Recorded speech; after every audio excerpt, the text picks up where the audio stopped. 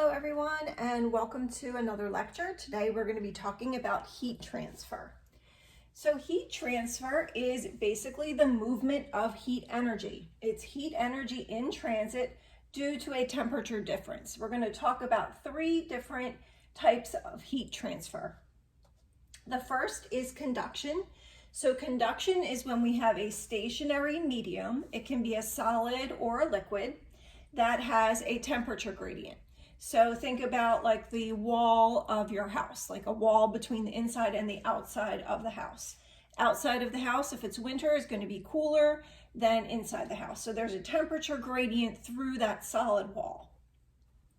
Convection is heat transfer between a surface and a moving fluid when they are at different temperatures. So for convection, you could think of a fan blowing on a liquid and cooling that liquid off. Third is thermal radiation, which is energy emission in the form of electromagnetic waves. So we have radiation between two surfaces that are at different temperatures, and all surfaces emit thermal radiation. Let's look first at conduction. So as we said, conduction is energy transfer between two mediums. And let's take a look at what is happening at the atomic and the molecular level.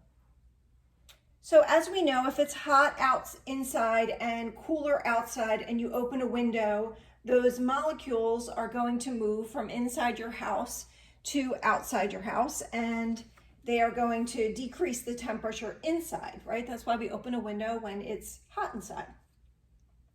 So we see that there's an energy transfer from the more energetic to the less energetic particles. Energy transfer by conduction always occurs in the direction of decreasing temperature. And the net transfer of energy by random molecular motion has a name associated with it, and that is diffusion of energy. You should have some figures in the notes. So we want to take a look at figure 1.2. And when we look at this diffusion of energy, we see that we have two plates here. So T1, the plate at temperature 1, and T2, the temperature at plate 2. And what we see is that in this example, T1 has a higher temperature, it's greater than T2. So there are molecules that are in this space between these two plates. And what we see is that there's random motion of these particles. Okay, so these are randomly moving around between these two plates. So we call this the plane at x0. You'll see that on the figure. And this plane is constantly being crossed by random motion of the particles. But because the temperature above the plate is greater than the temperature below the plane, then we know that we have to have a net heat transfer of energy in the positive x direction. Okay, just because that is higher in temperature than the lower plate. In liquids, there is some activity with molecules being closer together.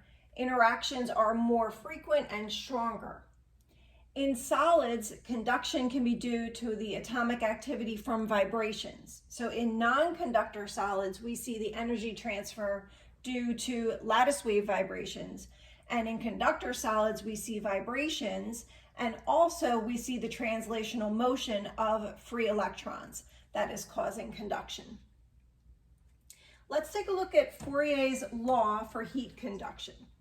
And this law states that this is Q subscript X double prime.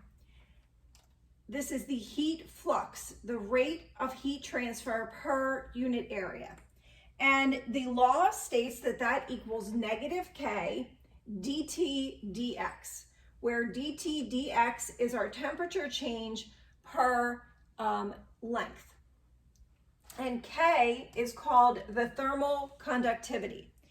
K is a characteristic of the material that you are looking at. Some materials are going to conduct heat better than others. Okay, so that is characteristic of the material, and the units are watts per meter Kelvin. Why do you think you have the negative sign here? Why the negative sign for heat flux? Think about that for a minute.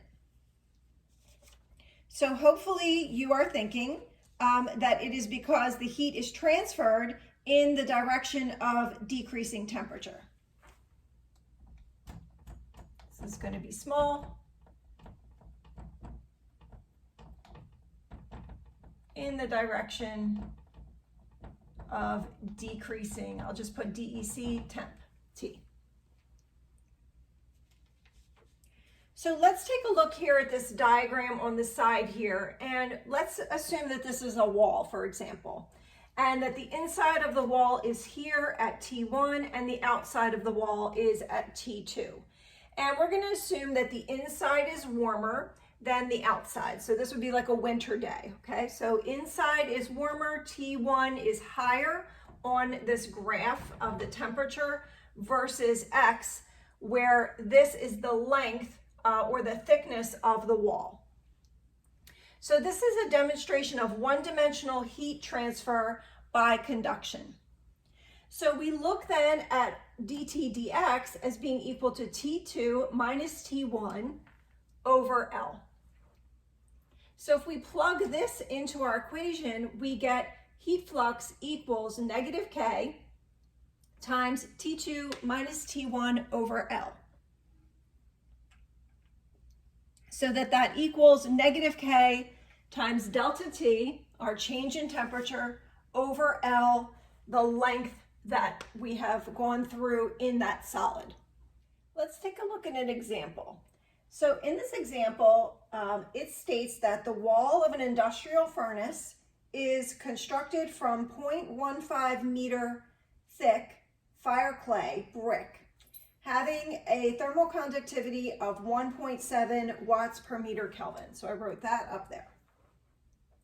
Measurements made during steady state operation reveals temperatures of 1400 K and 1150 K at the inner and outer surfaces respectively. So I wrote those in as well, the temperatures at the inner and the outer surfaces.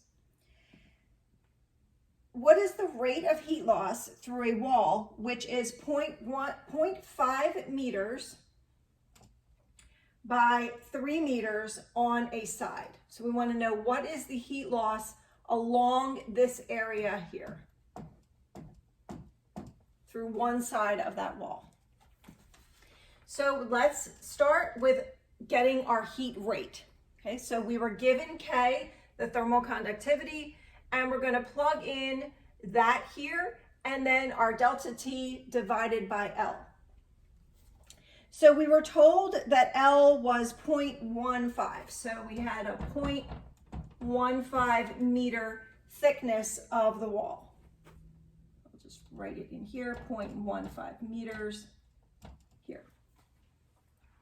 So we can plug in that we have a temperature change in negative 250 because our outer temperature is 1150 and our inner temperature is 1400 Kelvin. And then we're dividing by the thickness of the wall, which is 0.15.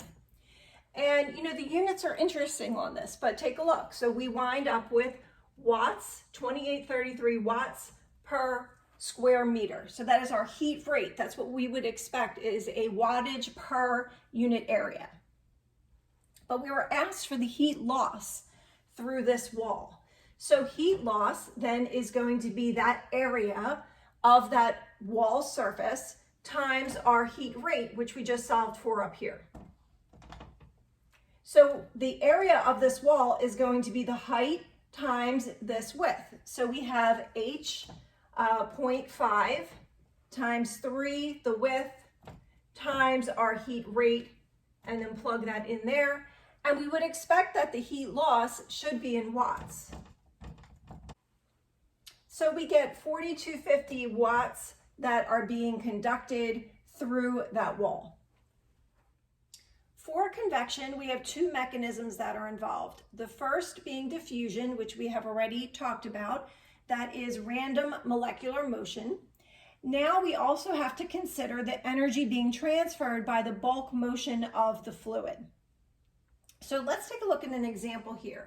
So this is a convection heat transfer between a fluid that is in motion, here's our fluid flow, and a heated boundary surface. So this is our surface here that has been heated to a temperature of T sub S.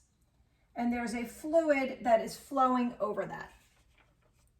Well, if the temperature of the heated surface, Ts, is greater than T infinity, which is the outer flow's temperature, then convection heat transfer occurs between this surface and the outer flow.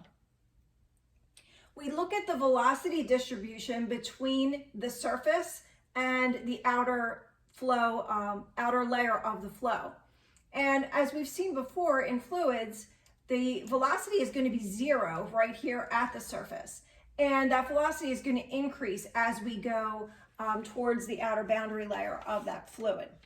We call this the hydrodynamic or the velocity boundary layer, where it is 0 here and then increases as we go up. We can also look at this T of Y function, which is our temperature distribution. So as Y changes, we're going to have a change in that temperature. If the surface and the temperature flows differ, then the region of fluid through which the temperature varies from Ts, the temperature of the surface, to T infinity, the temperature at the outer flow, is also another boundary layer, which we call the thermal boundary layer. At the surface, where the velocity is 0, the heat transfer is only occurring from diffusion, okay, so from that random molecular motion. The bulk fluid motion is contributing to the heat transfer due to the fact that the boundary layer grows as the flow is progressing. So as we have more of this fluid flow, we're going to have more energy being transferred by the bulk motion of that fluid. So we see both mechanisms here in this example. Let's take a look at figure 1.5. And in that diagram, we see a couple different examples of convective heat transfer and how it can happen. So for A, we look at a forced convection where a fluid flow is being caused by external means, okay, caused by external means. So either a fan, the wind, or a pump being applied to our application. In picture B, we see that we can have free or natural convection. So if we have still air at the bottom that gets heated up, it's going to become less dense, and we know from our fluids lecture that that will then rise. Buoyancy forces will cause those molecules to rise. So we can see convection due to free or natural processes like that. In C and D, you can also see that phase changes can cause heat transfer.